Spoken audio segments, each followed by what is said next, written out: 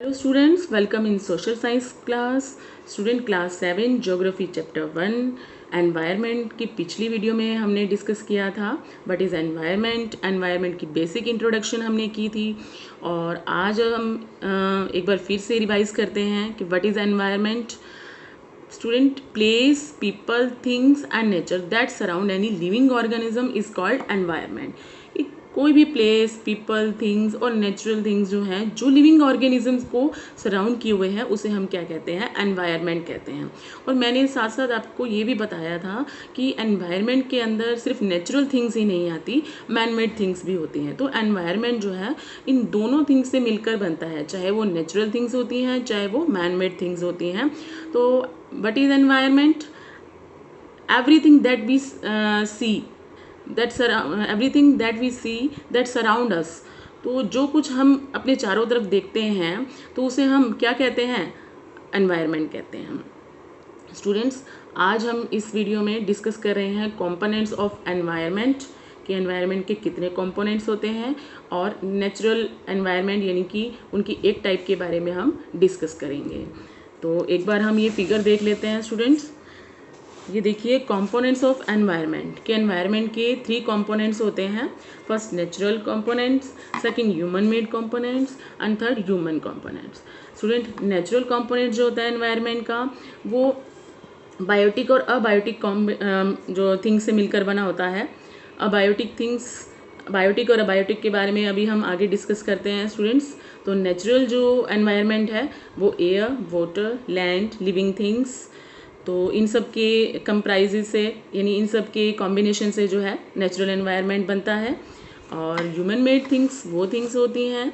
Human made environment वो environment होता है जो ह्यूमन खुद क्रिएट करता है, just like building, parks, bridges, roads, industries. तो ह्यूमन मेड यानी ह्यूमंस के थ्रू बनाई गई थिंग्स से जो एनवायरनमेंट बनता है उसे हम क्या कहते हैं? ह्यूमन मेड एनवायरनमेंट कहते हैं। अब हम बात करते हैं ह्यूमन एनवायरनमेंट की। स्टूडेंट्स, ह्यूमन एनवायरनमेंट में हम कह सकते हैं कि इसमें फीलिंग्स, वैल्यूज़, इमोशंस होती हैं जो ह्यूमंस आपस में शेयर करता है। ह्यूमन बींग्स के बीच में आपस में क्या होती है? इनकी शेयरिंग होती है, इंटरेक्टिंग होती है। तो वो फीलिंग्स और इमोशंस जो हैं, वैल्यूज़ जो हैं वो हमें दिखाई नहीं देती। तो उन सब से मिलकर क्या बनता है? ह्यूमन एनवायरनमेंट बनता है। जस्ट लाइक आपने ये देखा कि ये एक इंडिविजुअल है। अब इंडिविजुअल पर्सन तो जो है रह नहीं सकते, एक अकेला पर्सन आपने देखा नहीं है कि अकेला जो पर्सन है, अकेला जो मनुष्य है जो है वो कभी नहीं रह सकता, कोई भी अकेला नहीं रह सकता। तो उसको अपनी फीलिंग्स शेयर करने के लिए क्या चाहिए? फैमिली चाहिए। फैमिली बनाता है वो, फिर और भी इससे ऊपर भी क्या करते हैं कि कई सारी फैमिली से मिलकर क्या बनती है? कम्युनिटी बनती है।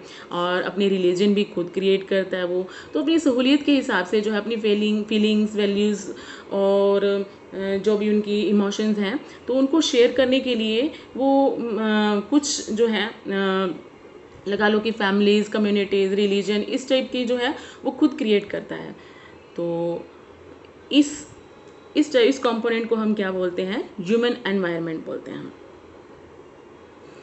अब स्टूडेंट, जब नेचुरल एनवायरनमेंट के बारे में डिस्कस करते हैं कि नेचुरल एनवायरनमेंट जो होता है वो लैंड, वाटर, एयर, प्लांट्स और एनिमल्स, इन सब से मिलकर बना होता है। तो नेचुरल एनवायरनमेंट जो होता है वो 2 टाइप्स का होता है। कौन कौन सी 2 टाइप्स होती हैं? Biotic and abiotic. अब स्टूडेंट, बायोटिक थिंग्स वो थिंग्स होती हैं जो क्या होती हैं? लिविंग ऑर्गेनिजम्स होती हैं, यानी जिनमें जान होती है, just like plants and animals.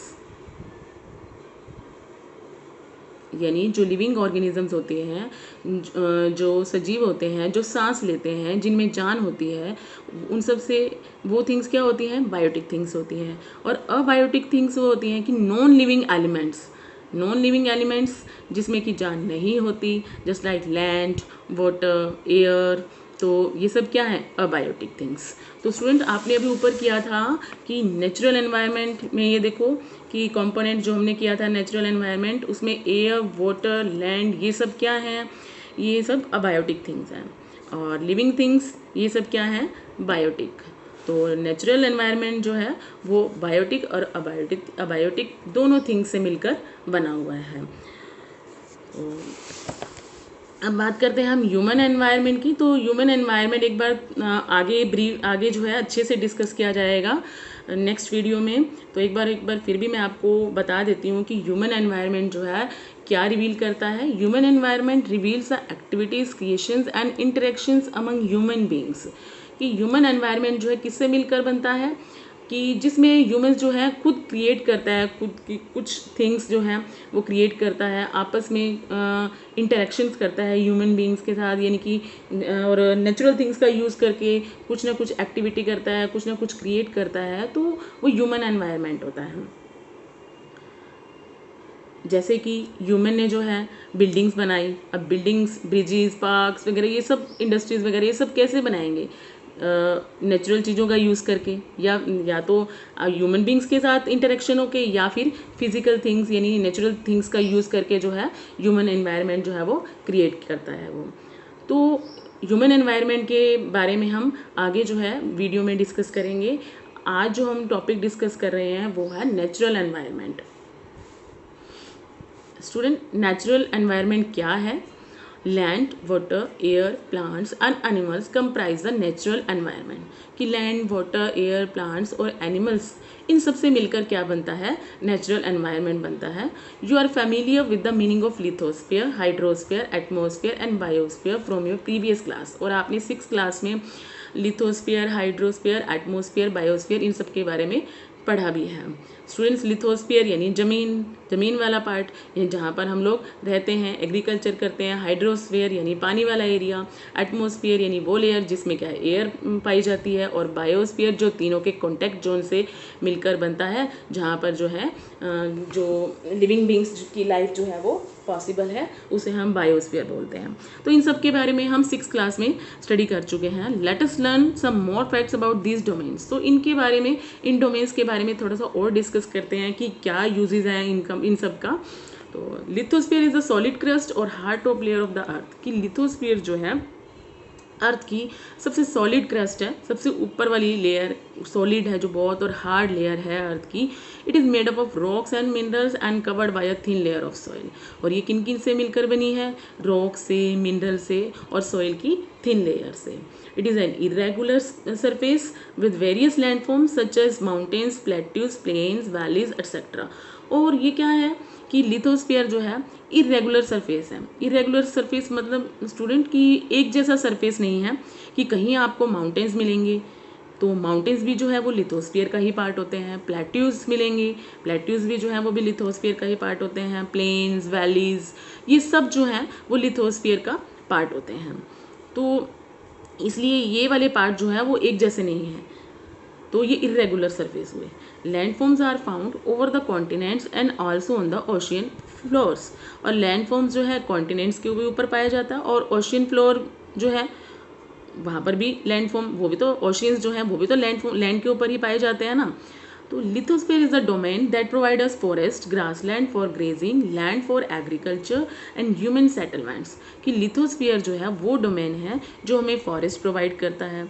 अब स्टूडेंट्स, फॉरेस्ट जो है वो एनिमल्स का शेल्टर का भी काम करता है, और भी बहुत से बेनिफिट्स होते हैं हमें फॉरेस्ट से।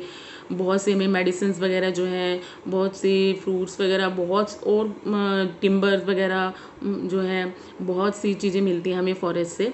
और ये सब चीज़ें कहाँ पर, किन से हमें मिलती हैं? लिथोस्फीयर है तभी तो फॉरेस्ट है उसके ऊपर। अगर पानी में फॉरेस्ट थोड़ा हो सकते हैं। ग्रासलैंड फॉर ग्रेजिंग, पशुओं के चरने के लिए ग्रासलैंड वगैरह जो होते हैं, घास के मैदान जो होते हैं, वो सब कहाँ पाए जाते हैं? लिथोस्फीयर के ऊपर ही होते हैं।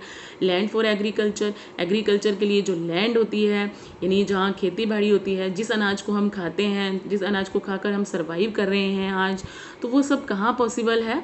वो सब स्टूडेंट्स लिथोस्फीयर के ऊपर ही पॉसिबल है। एंड ह्यूमन सेटलमेंट्स, और सबसे बड़ी बात, हम लोगों के लिए रहने की जगह है। ये सब कौन प्रोवाइड करता है? यानी हम लोग जो अपने रहने के लिए जो अपने सेटलमेंट्स बनाते हैं, वो सब कहाँ बनता है? लिथोस्फीयर के अंदर बनता है। क्या ऐसा पॉसिबल है कि हम हाइड्रोस्फीयर यानी वाटर वाले एरिया में हम लोग अपने सेटलमेंट्स क्रिएट कर सकें, एग्रीकल्चर कर सकें, फॉरेस्ट वहाँ पर हों? ऐसा नहीं हो सकता ना, तो ये सब लिथोस्फीयर के ऊपर ही पॉसिबल है।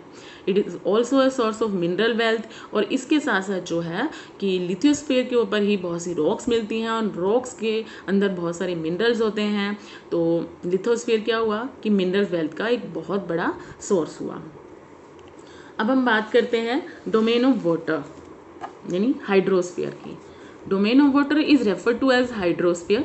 It comprises various sources of water and different types of water bodies like rivers, lakes, seas, oceans, etc. तो स्टूडेंट्स वाटर के डोमेन को यानी जहाँ पर वाटर पाया जाता है, जिस एरिया पर वाटर मिलता है हमें, उसे हम क्या कहते हैं? हाइड्रोस्फीयर कहते हैं। क्या कहते हैं स्टूडेंट्स? हाइड्रोस्फीयर.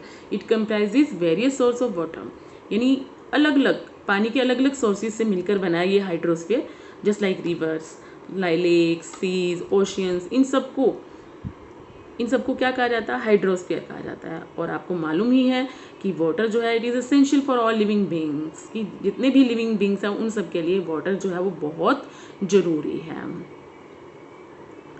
तो ये सब किस में आते हैं स्टूडेंट्स? नेचुरल एनवायरनमेंट में ही आते हैं। द एटमॉस्फेयर, अब हम बात करते हैं एटमॉस्फेयर की। The atmosphere is the thin layer of air that surrounds the earth, कि एटमॉस्फेयर एयर की वो लेयर है जिसने कि अर्थ को सराउंड किए हुए है, जो अर्थ के चारों ओर पाई जाती है। यानी जो अर्थ के चारों ओर जो पाई जाती है, तो उस लेयर को, एयर की उस लेयर को हम क्या कहते हैं? एटमॉस्फेयर कहते हैं।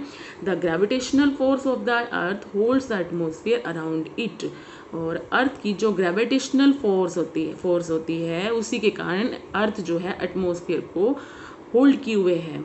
यानी ग्रेविटेशनल फोर्स होती है स्टूडेंट्स, चीज़ों को अपनी तरफ अट्रैक्ट करने की जो फोर्स होती है, अपनी तरफ खींचने की जो शक्ति होती है, गुरुत्वाकर्षण शक्ति बोलते हैं उसको हम। तो अर्थ के अंदर ग्रेविटेशनल फोर्स बहुत है, और इसी वजह से जो है जो एटमॉस्फेयर की जो लेयर है वो अर्थ के चारों ओर पाई जाती है। और इस एटमॉस्फेयर के बहुत से बेनिफिट्स हैं। तो इट प्रोटेक्ट, ये हमें एयर तो प्रोवाइड करते ही करते हैं, और क्या क्या इनके बेनिफिट्स हैं आइए आगे हम डिस्कस करते हैं। It protect us from the harmful rays and scorching heat of the sun. तो सन की जो हार्मफुल रेज होती हैं, जो हानिकारक किरणें होती हैं, उनसे हमारा बचाव करती हैं, और जो चुभने वाली जो गर्मी होती है सन की, उससे हमारा बचाव करती है। स्टूडेंट्स अगर हम बात करें कि अर्थ प्लैनेट की, तो सन से डिस्टेंस में जो है अर्थ 3rd नंबर पर है। ये आपको मालूम ही है कि ये आपने 6 में भी पढ़ा था कि अर्थ जो है फर्स्ट जो प्लैनेट होता है मरकरी, सेकंड वीनस और 3rd अर्थ, कि सन से डिस्टेंस में जो है अर्थ 3rd नंबर पर है। तो अगर एटमॉस्फेयर की लेयर ना होती तो सन की जो स्कॉर्चिंग हीट है तो वो जो है डायरेक्टली अर्थ पर पड़ती, और जिससे यहाँ पर लाइफ पॉसिबल ही नहीं होती, और इतनी हीट को हम लोग टॉलरेट ही नहीं कर पाते। तो स्टूडेंट जस्ट लाइक ये एक ब्लैंकेट की तरह काम करता है एटमॉस्फेयर। तो जैसे अब विंटर से बचाव के लिए हम लोग क्या ओढ़ते हैं? ब्लैंकेट, या और समर्स में हम लोग क्या करते हैं? ज़्यादा गर्मी होती है तो बाहर हम अम्ब्रेला लेकर क्या करते हैं? जाते हैं, जिससे जो है जो सन की हीट का इफेक्ट होता है वो हमारे ऊपर कम पड़ता है। तो इसी तरह से जो एटमॉस्फेयर की जो लेयर है ये अर्थ के चारों ओर, ये हमारा बचाव करती है सन की स्कॉर्चिंग हीट से। अगर ये ना हो तो यहाँ पर इतनी हीट पड़े कि यहाँ पर कोई भी लिविंग बींग्स जो है सर्वाइव ना कर पाए। It consist of a number of gases, dust and water vapour. और इस एटमॉस्फेयर के अंदर बहुत सी गैसेज होती हैं, डस्ट, वाटर वेपर होता है। वाटर वेपर के कारण ही यहाँ प्रिसिपिटेशन पॉसिबल होती है, बारिश पॉसिबल होती है। तो इन सब से मिलकर जो है जो एटमॉस्फेयर बना है, और गैसेस वगैरह होती हैं just like oxygen, carbon dioxide, तो आर्गन, हीलियम, इस तरह की गैसेस से मिलकर जो है एटमॉस्फेयर बना है। और आपको मालूम ही है कि ऑक्सीजन जो है हमारे सर्वाइवल के लिए बहुत ज़रूरी है, कार्बन डाइऑक्साइड जो है अर्थ पर टेम्परेचर मेंटेन करने के लिए बहुत ज़रूरी होता है। तो एटमॉस्फेयर के बहुत से बेनिफिट्स हैं। The changes in the atmosphere produce changes in the weather and climate, और जैसे एटमॉस्फेयर में चेंज होगा तो वेदर और क्लाइमेट में भी चेंज होगा। Plant and animal kingdom together makes biosphere or the living world. It is a narrow zone of the earth where land, water and air interact with each other to support life. और plant और animals kingdom से मिलकर जो है तो उन सब से मिलकर बायोस्फीयर बनता है। और स्टूडेंट्स ये किसका नैरो जोन है? लैंड, वाटर और एयर का। यानी लैंड, वाटर और एयर ये जहाँ पर पाए जाते हैं लाइफ वहीं पर पॉसिबल है। स्टूडेंट्स, अगर मैं बात करूँ, आपको ये दिखाती हूँ, इस फिगर में देखिए कि अगर हमारे पास सिर्फ लिथोस्फीयर हो, सिर्फ लैंड वाला एरिया हो, तो क्या पॉसिबल है हम वाटर के बगैर भी रह सकते हैं क्या? और एटमॉस्फेयर के बगैर हमें रह सकते हैं? यानी हम सिर्फ हमें सिर्फ लैंड एरिया मिले, ना हमारे पास वाटर वाला एरिया हो, ना एटमॉस्फेयर हो, तो हम क्या फिर खाली लैंड वाले एरिया पर रह सकते हैं? ऐसा तो पॉसिबल नहीं है। या फिर खाली हम हाइड्रोस्फीयर यानी पानी हमारे सिर्फ पानी ही हमारे लिए ज़रूरी है, बाकी सब ये सब ना हो, ना लिथोस्फीयर हो, ना एटमॉस्फेयर हो, ना बायोस्फीयर हो, तो क्या हम सर्वाइव कर पाएंगे? नहीं कर पाएंगे। इसी तरह से अगर हमारे पास सिर्फ एटमॉस्फेयर हो, ना हमारे पास लिथोस्फीयर हो, ना हाइड्रोस्फीयर हो, तो क्या हम सर्वाइव कर पाएंगे? नहीं कर पाएंगे। तो इन तीनों के कॉम्बिनेशन से, जहाँ लिथोस्फीयर, हाइड्रोस्फीयर और एटमॉस्फेयर, इन तीनों का कॉम्बिनेशन है, तभी यहाँ पर बायोस्फीयर पॉसिबल है, तभी यहाँ लिविंग ऑर्गेनिज्म जो है सर्वाइव कर पा रहे हैं। इन तीनों को कॉम्बिनेशन से क्या बनता है? बायोस्फीयर बनता है, फोर्स्फीयर बनता है, जिसे हम बायोस्फीयर कहते हैं, और यहीं पर जो है लिविंग ऑर्गेनिज्म की लाइफ जो होती है वो पॉसिबल होती है। स्टूडेंट्स, आई थिंक आपको जो है अच्छे से नेचुरल एनवायरनमेंट के बारे में समझ आ गया होगा, और नेक्स्ट वीडियो में हम डिस्कस करेंगे व्हाट इज़ इकोसिस्टम, और उससे नेक्स्ट वीडियो में हम डिस्कस करेंगे व्हाट इज़ ह्यूमन एनवायरनमेंट। अगर आपको मेरी वीडियो पसंद आई है तो प्लीज़ लाइक्स और सब्सक्राइब करना ना भूलिए, और साथ में आपको मेरी वीडियो कैसी लगी तो आप कमेंट भी ज़रूर करें। Thank you.